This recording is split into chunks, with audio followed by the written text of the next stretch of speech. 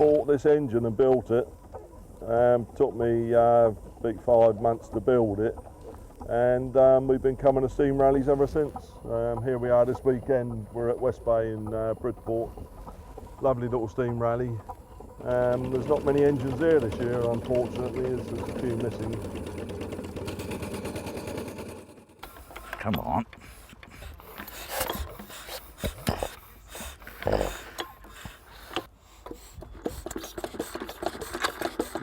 He don't want to go. He's shy.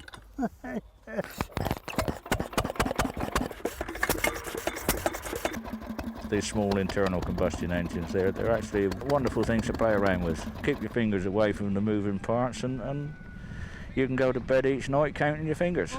And if you've got 10, then you go to sleep. But if you've got 9, then you've got to go back and look for it to find out where you left it. This is a 4-inch engine. It's very powerful engines. People look at these and think, they don't do much. This engine is quite capable of pulling a small lorry. It works on 120 pounds a square inch steam pressure. As you can see, it's a single cylinder, single crank, and it is extremely powerful.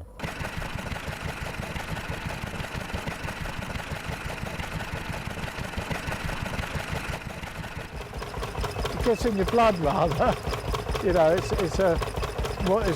comes more natural probably than a lot of things does, you know, to have an involvement with it. And I've got a collection of about 10 now, various sizes and shapes. It does get competitive. In certain areas it's more competitive than others.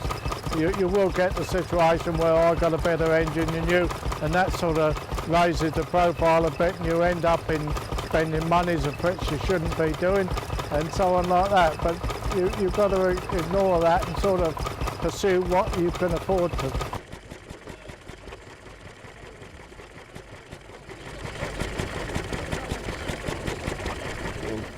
Just injecting some water into the boiler. With steam engines, you always have to look after them. You've got the 3 main elements, which is water, air and heat. In this case it burns coal, so it's a juggling act between the 3 of them. Too much air means the coal burns quicker.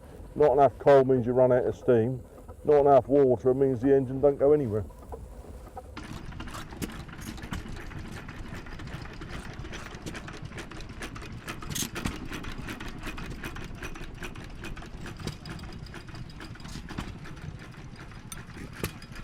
I used to have the stationary engines, the internal combustion engines, and I felt that, you know, I got bored with that, so I thought I'd move into steam. Couldn't afford to buy a steam engine, so I thought, well, the only other thing I can do is actually make one. So got it into my head to make this little one to start with. This one's got a 1-inch bore and a 2-inch stroke. It's a vertical engine based on a marine engine. You know, it would have a little gearbox and a propeller if it was actually set in a boat.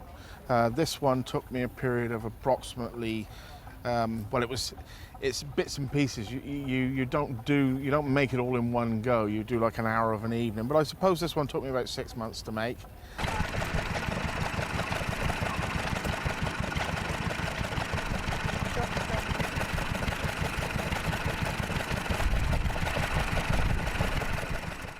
Well, the only other thing is that governor, so then it starts off flat out. It's flappy, it's lifting it. Yeah. Because I think we sorted that last time, because that was a bit snatchy, wasn't it? It was a bit paint on it, wasn't there? But, I don't know, you just got to eliminate things, John. We could take the float chamber off again and lower the fuel level on it and see if that makes any difference. Mind you, say it's getting fuel to that thing, innit? Every time you took that lid off, yeah, it's full up. Because that tank's leaking. That's not a very good sort of soldered thing. That's just like 2 washers pinched together. You might have to try and get a spanner in there and pinch that up a little bit. Yeah, that's the only trouble is they're so fiddly, you've got to keep them clean, and really I could do with a smaller finger.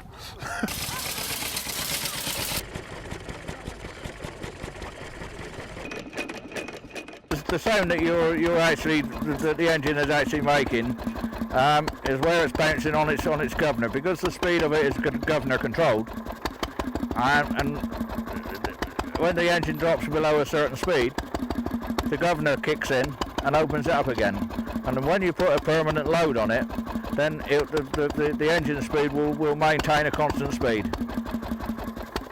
That's exactly what it's doing at the moment. I will demonstrate to you what it will actually do.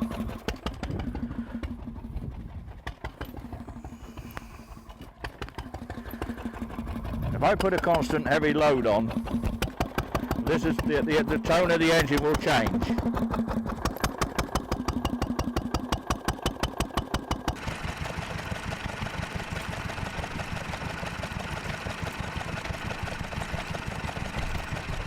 If you look at traction engines, you can tell that which ones are agricultural and which ones are for use on the road because of the flywheel.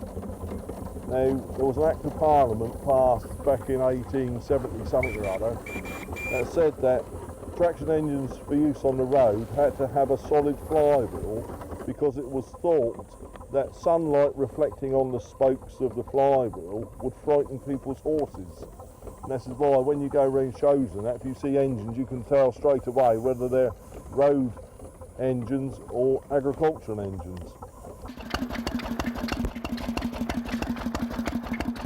The machine that the engine is driving at the moment is a small domestic water, it's a small domestic water pump.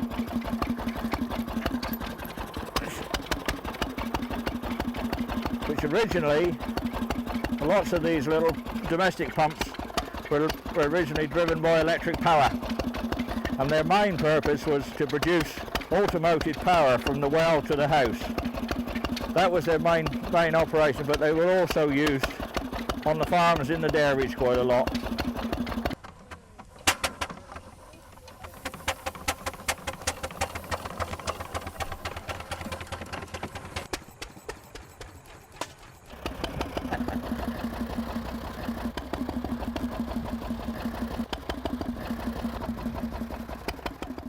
What better could you ask for? You go away, lovely Dorset sunshine like this, you know, lovely place, and meeting lots of people.